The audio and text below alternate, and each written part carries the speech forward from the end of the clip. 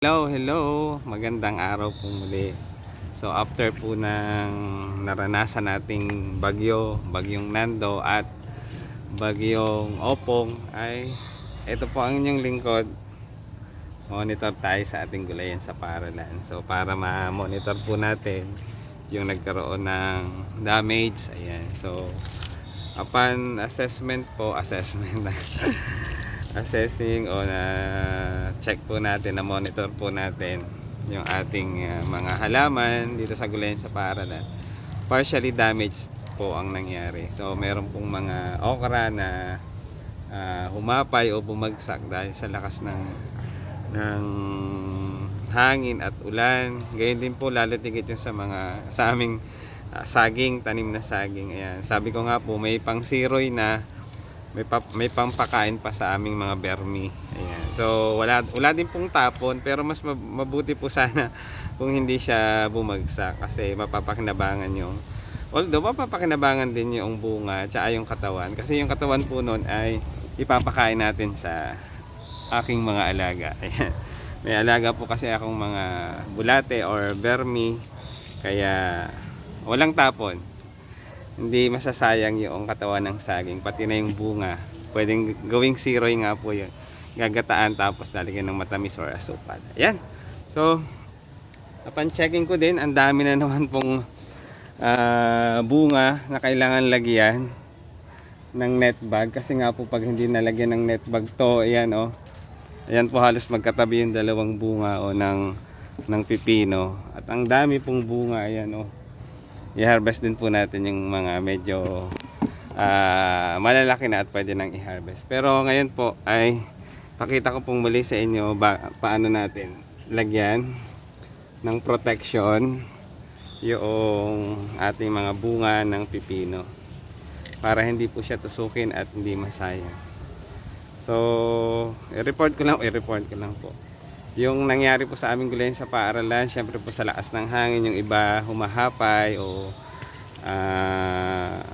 natutumba or bumabagsak. Yun nga po, yung aming isang taniman ng mga saging ay meron pong 3 puno na bumagsak. Ayan. Meron din pong mga karlubang or balinghoy or kasaba na pinadapa din po ng hangin. Meron din po itong mga patola na ayun, na gumagapang sa mga balinghoy ay naapektuhan din po. Ganyan din po ang aming mga okra dito sa plat, dito sa parte ng mga solanaceous. Pero ginawa na po namin ng intervention o ng paraan. Ayan, lagyan na natin to ng, pakita ko sa inyo. Lagyan na natin to ng net bag. Ayan o. Ang dami po. Kaya kailangan maraming net bag ang i-provide natin. Sa dami at sipag ng bumunga ng mga pipino ni Maestro Panadero. Ayan. Mapapasabi ka nga po ng sana all. Ayan. So nasa pag-aalaga po yan. At sa tamang paraan ng pagtatanim ay ma-achieve nyo po yung ganda ng bunga ng ating mga halaman. Ayan.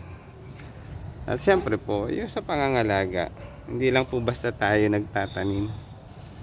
Dapat po ay inaalagaan natin. Ayan. So, thank you for watching. Sana po ay nag-enjoy at sana po ay kayo po ay may natututunan. Ayan.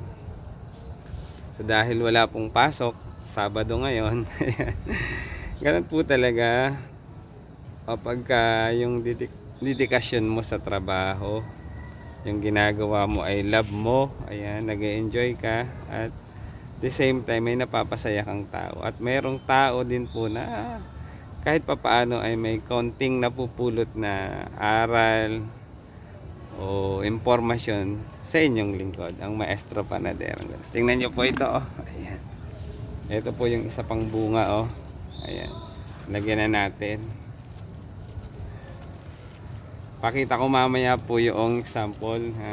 I-harvest po natin yung mag-harvest tayo ng ilang piraso para makita nyo po yung bakit kailangan lagyan ng protection.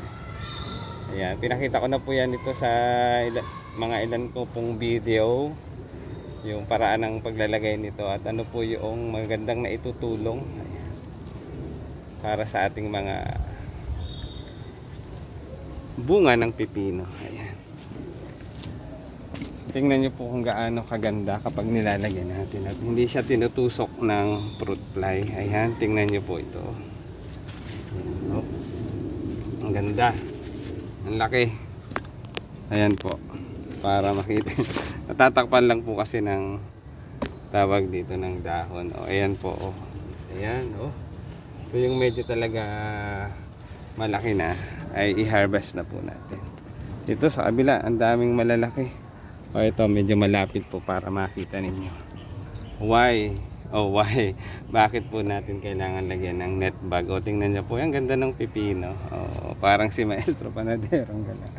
Joke lang po yun.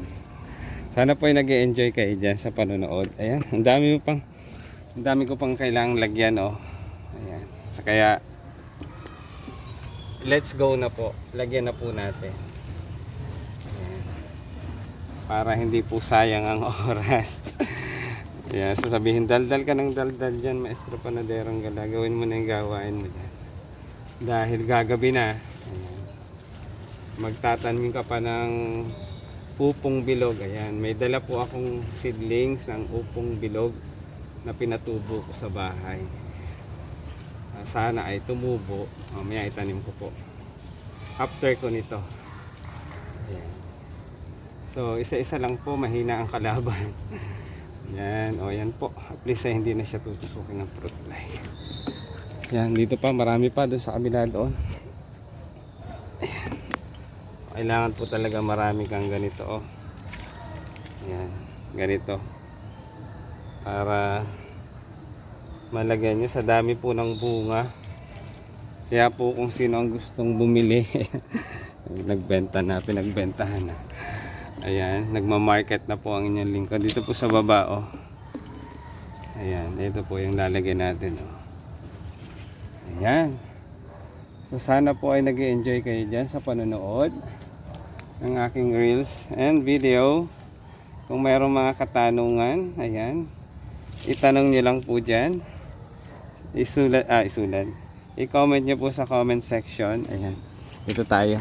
Pakita natin mamaya isang malaki. Kunin natin yan. I-comment nyo lang po dyan sa comment section para masagot ko ang inyong mga katanungan. Ayan. Baka ito ng, Sir, kayo po ba ay agriculturist? Hindi po. Ang aking pong tinapos ay Bachelor of Elementary Education. May specialization po ako sa Home Economics o sa HELE, kung ibig sabihin.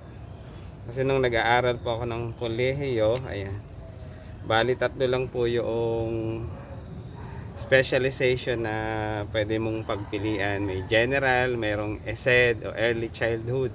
Ayaw ko naman po nung sa early childhood at baka matakot sa akin ng mga bata.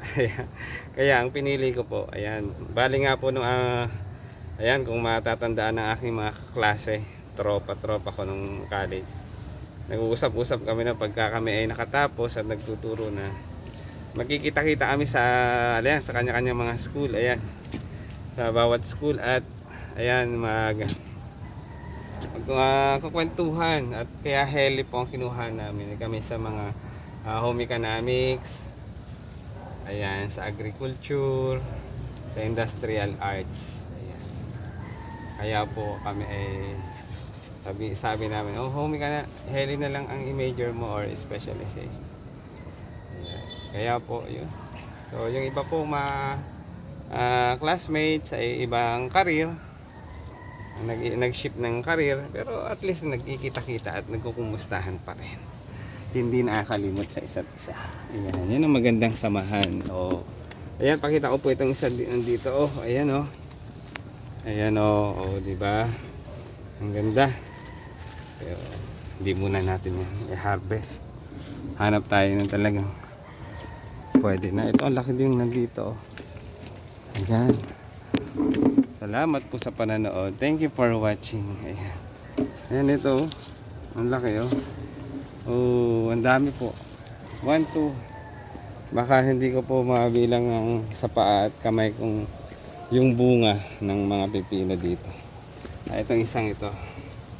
Ayan, pakita ko po sa inyo. I-harvest ko na po ito. Ayan, blessings. I-harvest ko na po para makita ninyo bakit kailangan lagyan ng net bag. Ayan. Kunin ko na po ito. Oh. Ayan, so tingnan nyo po, kung mapapansin nyo po, wala siyang tusok ng fruit fly. Ayan, ang ganda-ganda noong pipino. Blessings, ayan, thank you for watching. So sana po ay nag-enjoy kayo dyan sa panonood ng aking reels and videos. Kung may mga comment and suggestion po kayo dyan, i-comment nyo lang po dyan sa comment section. Ayan, para masagot ko po ang inyong mga katanungan. Dito tayo i-view natin yung maraming bunga. Yung ayan, saan ba? Ito dito. Against the light kasi. Ayan yung malaki oh. Ayan oh. So sana po ay nag-enjoy kayo dyan sa panonood. At meron kayong natututunan sa inyong lingkod. Kung meron po kayong mga katanungan at suggestion, tips para matutunan ko rin, i-comment nyo po dyan sa comment section. Thank you for watching.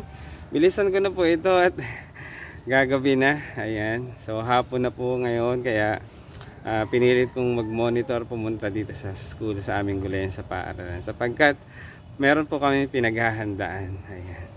Kaya kailangan ko pong i-monitor ang aming gulayan sa paaralan. Thank you for watching and God bless us always. Ingat po tayo palagi and huwag po natin kalimutan magpasalamat sa Panginoon. Thank you Lord for all the blessings. Thank you for watching. God bless us always.